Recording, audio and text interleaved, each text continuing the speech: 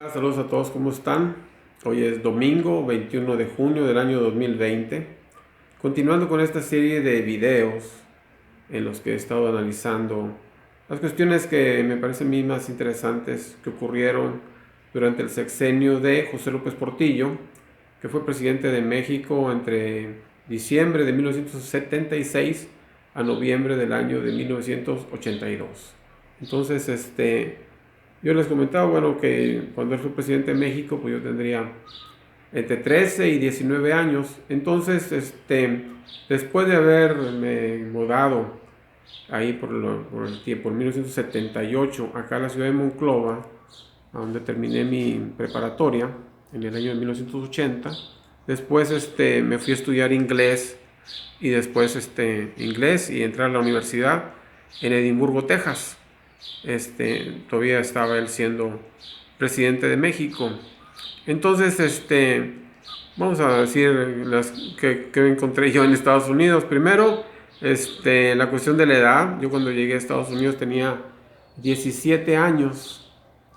Me faltaban unos meses para cumplir los 18.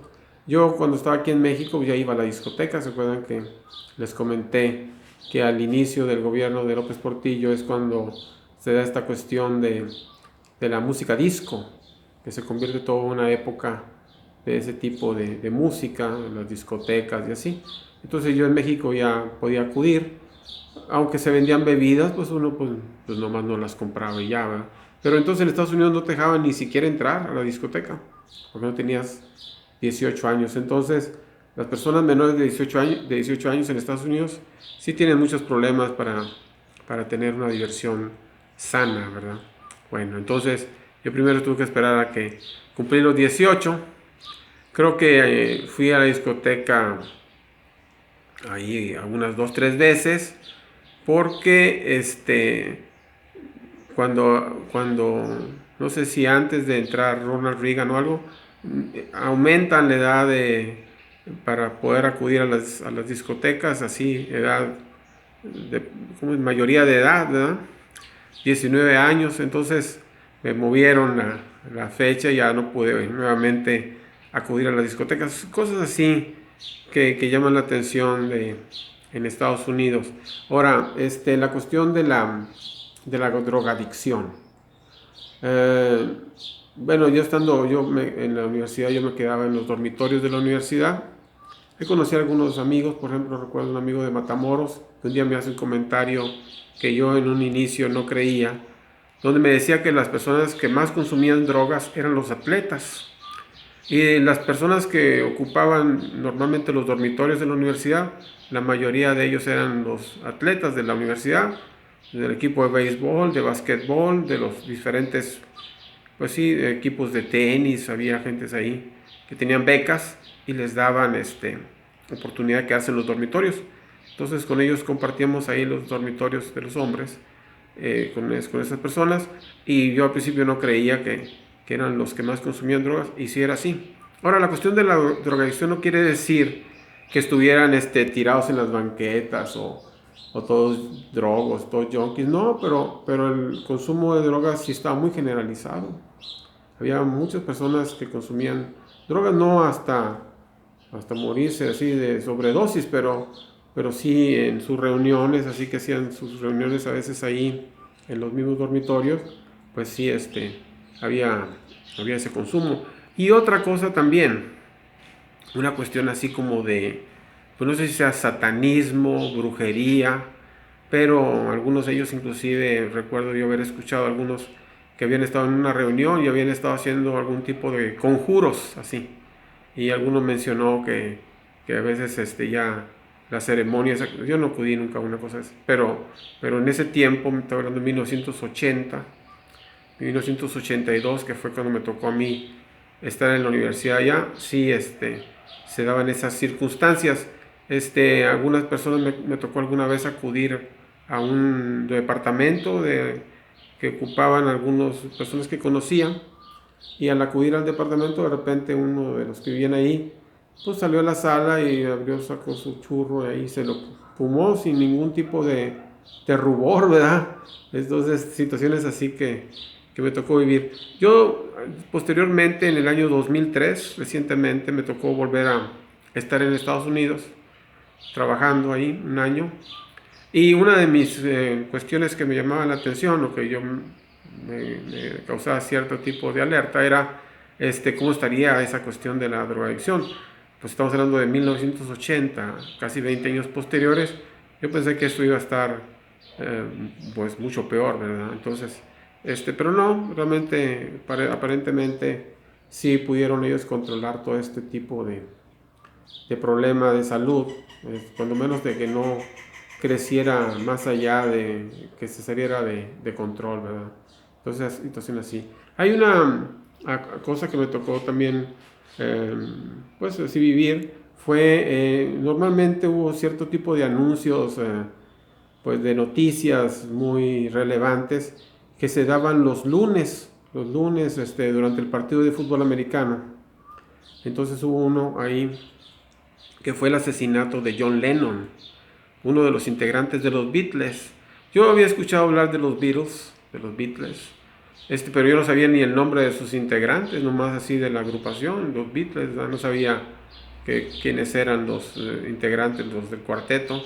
John Lennon, Paul McCartney, Ringo Starr y George Harrison, creo. Entonces, pues, así.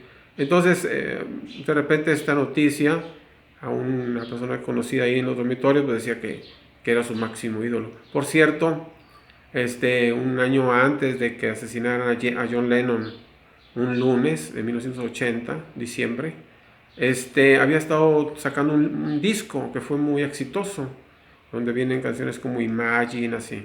Entonces, estaba muy actual en ese tiempo cuando lo asesinan.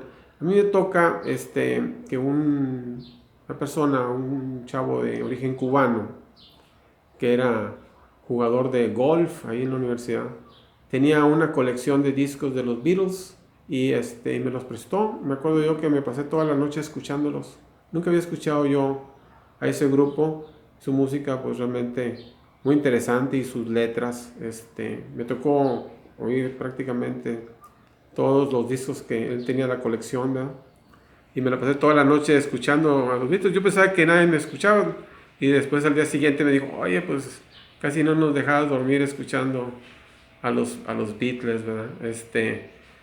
Muy interesante, fue una cuestión que me llamó mucho la atención.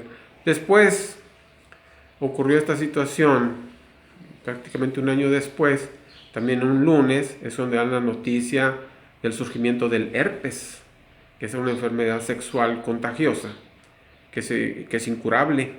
Pocas gentes hablan de ello, pero es así una enfermedad de transmisión sexual, el herpes, y posteriormente, unas cuantas semanas después, es donde se da el caso del anuncio del SIDA. También un lunes es donde hacen público esta enfermedad también, que también consideraban que era de transmisión sexual, y pues así al principio no estaba muy claro, pero después se relaciona esta enfermedad con las personas que tenían homosexualismo y cosas así. Entonces, eso ocurrió también durante el sexenio de López Portillo. Recuerden que les he comentado en videos anteriores sobre la revolución sexual, que inicia con la salida a la venta al público de la píldora anticonceptiva y, en mi opinión, culmina esta revolución sexual, que me tocó vivir una gran parte de ella, exactamente con el surgimiento del SIDA, que también era una pandemia que era la información muy vaga, y que terminó asustando a mucha gente. Parecía que era la intención, que obviamente tuvo muchas repercusiones en nuestras vidas, en nuestras costumbres, vino a revolucionar nuestras costumbres, como está ocurriendo el día de hoy con esta pandemia del COVID. Pero el SIDA también, pues era una enfermedad que para muchos era un poco difícil de entenderla, pero sí se sentía una sensación de querer intimidar a las personas a realizar cierto tipo de actos, ¿verdad? Entendamos que la revolución sexual, conforme pasó el tiempo, fue incrementando su grado de dureza, es decir, cada vez se veían situaciones más extremas en la cuestión de la liberación sexual. Él les comentaba que ya prácticamente previo al surgimiento del SIDA empezó a surgir un fenómeno de la prostitución masculina, ¿verdad? Así. Entonces, había hombres que se vestían como mujeres y así. Entonces el SIDA vino en cierto modo a detener la revolución sexual, y modificó pues las costumbres de las personas por esta enfermedad, ¿no? Ok, saludos a todos, espero que esta información les sea de su interés para la toma de sus decisiones. Estamos en contacto para los siguientes videos donde continuaré analizando cuestiones referentes ocurridas durante el sexenio de José López Portillo. Saludos a todos, bye.